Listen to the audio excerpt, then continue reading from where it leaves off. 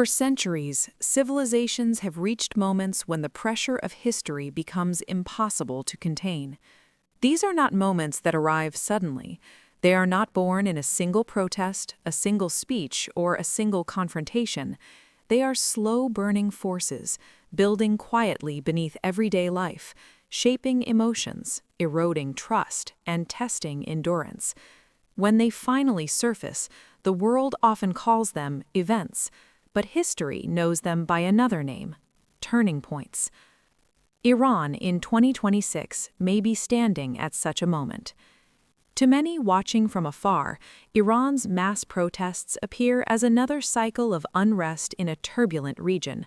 Headlines flash, images circulate, internet connections vanish, and governments issue statements. Yet this framing misses the deeper truth.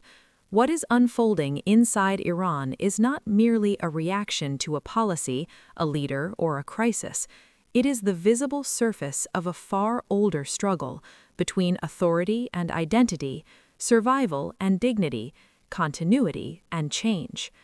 To understand Iran 2026, we must step back from the noise of the present and enter the long corridors of history, because Iran has been here before. In 1979, Iran experienced one of the most transformative revolutions of the modern era. The Iranian Revolution was not just a political overthrow, it was a civilizational reset. A monarchy that traced its legitimacy back thousands of years collapsed under the weight of public resentment, economic disparity, foreign influence, and cultural alienation. The Shah's Iran was modern on the surface, but disconnected from large portions of its population. When the pressure reached a breaking point, the result reshaped the Middle East, global energy politics, and the balance of power for decades. What made 1979 extraordinary was not violence alone. It was participation.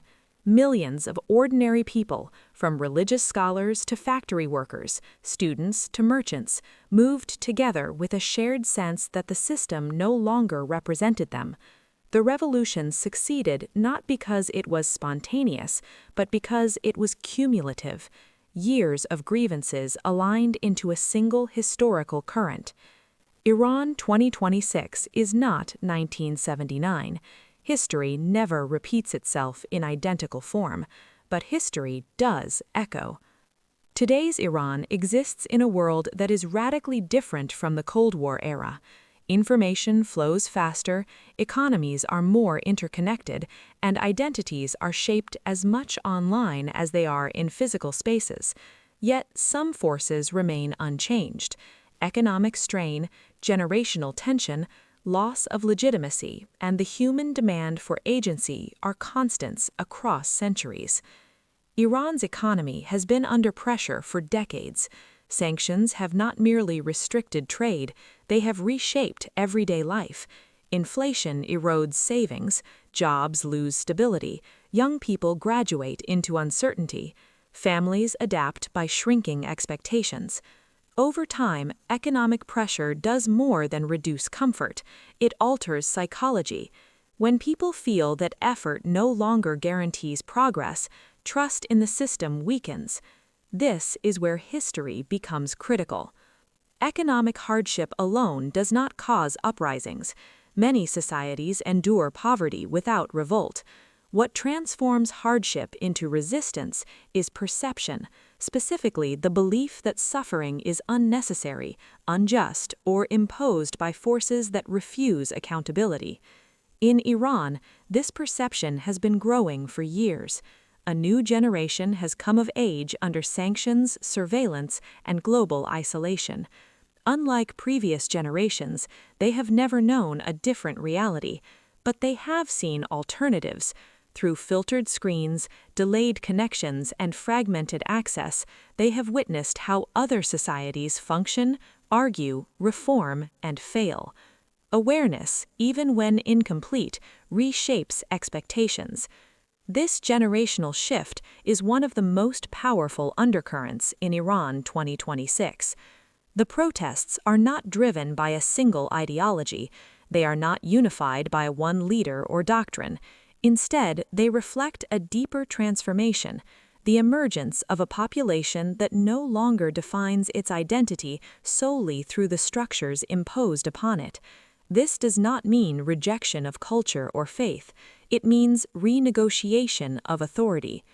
History shows that when authority loses its narrative power, control becomes increasingly reliant on force, and force, while effective in the short term, carries long-term consequences.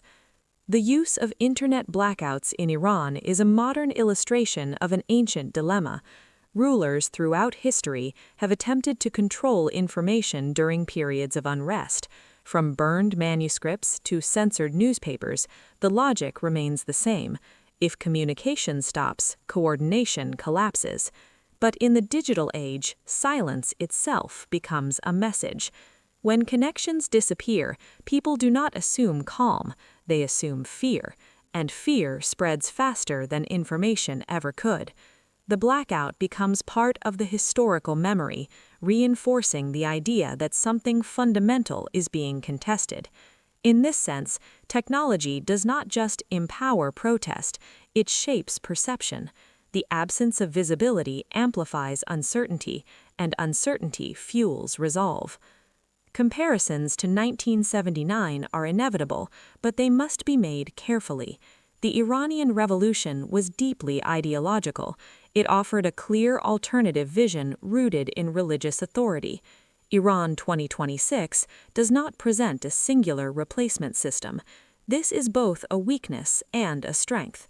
Without a centralized ideology, movements are harder to decapitate.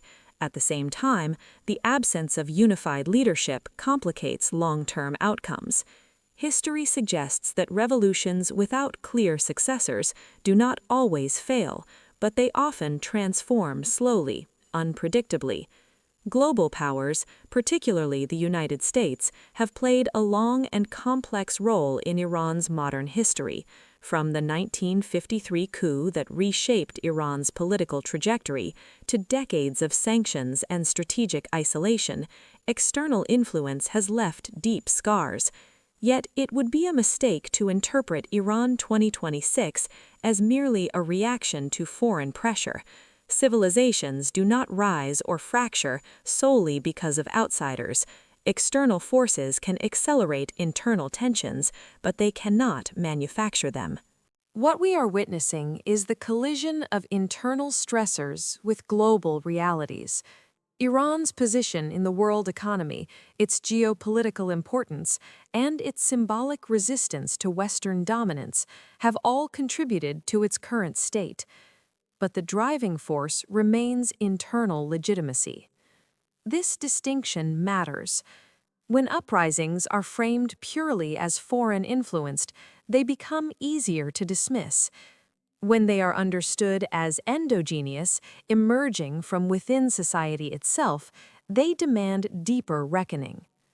History favors the latter explanation. Public resistance in Iran has evolved. It is quieter in some places, explosive in others, but consistently adaptive. Demonstrations are not just physical gatherings, they are cultural signals. Music, art, silence, refusal, these forms of resistance speak when words are restricted. Over time, resistance reshapes identity. It creates shared memory, even among those who never march. This collective awareness becomes difficult to erase. One of the most misunderstood aspects of uprisings is timing. Observers often ask when change will happen, as if history operates on schedules. In reality, moments like Iran 2026 are not endpoints, they are thresholds. Some thresholds lead to sudden transformation, others lead to prolonged tension, reform, or reconfiguration. The outcome depends not on a single confrontation, but on endurance of institutions, of populations, of narratives. The state's response is equally historical in nature. Concessions, crackdowns, silence, adaptation, each choice leaves a record, Future generations will interpret these moments as evidence of strength or fragility. This is why Iran 2026 matters beyond Iran. Civilizations across history have faced similar crossroads. Late imperial Rome, pre-revolutionary France, Tsarist Russia, and colonial empires all experienced periods where authority persisted even as legitimacy faded. In each case, the collapse did not come when the system was weakest, but when belief in its permanence dissolved. Belief is the true foundation of power. Iran's leadership still commands institutions, resources, and loyalty, but the question history will ask is simpler. Does the population believe this system represents their future? If the answer shifts decisively toward now, then Iran 2026 will not be remembered as unrest, it will be remembered as a beginning. Yet history also warns against simplistic conclusions. Not every uprising leads to liberation. Not every collapse produces stability. Revolutions can devour their ideals. Power vacuums invite new forms of control. Chaos can follow hope. This is why the framing of Iran 2026 as a historic uprising is not a prediction, it is an inquiry. We are watching the tension between continuity and transformation, between a system built to endure and a society evolving faster than its institutions, between isolation and interconnection, between memory and aspiration. In the long view of history, civilizations are not defined by their moments of calm, but by how they respond when pressure reveals their foundations. Iran 2026 is such a moment. Whether it results in reform, repression, or redefinition, it will shape narratives for decades. Future historians will trace lines back to these years, these silences, these gatherings, and these choices. And they will ask a question that history always asks at turning points. Was this the moment everything began to change, or the moment a civilization chose to remain the same? Either way, Iran 2026 has already entered history, not as breaking news, but as a chapter still being written. And the world is watching, not because it knows the ending, but because it recognizes the pattern. History is moving again.